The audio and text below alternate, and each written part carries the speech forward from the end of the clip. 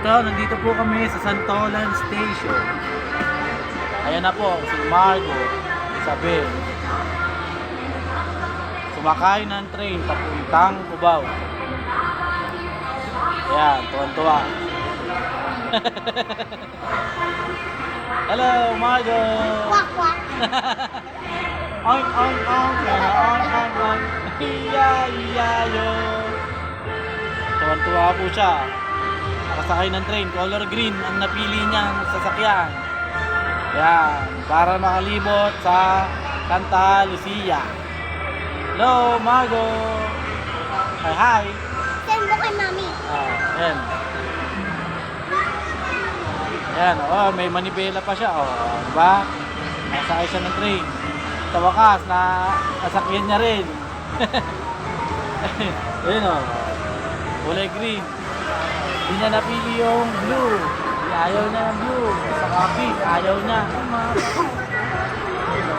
Yung driver. Ay, isang ikot pa, mahaba. Wow, very good. Yan.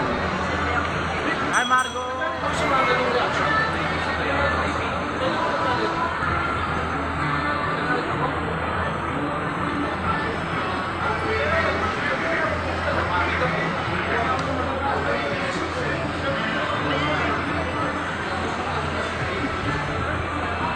Uy, doon tayo nabili yung van.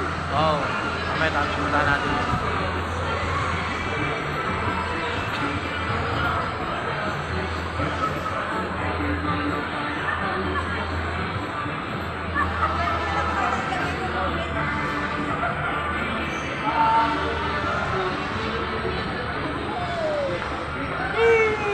May TV rin.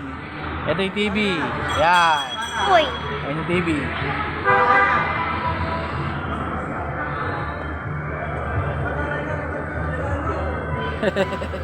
Cute ni Margo. Ang puti. Yun, natupad din.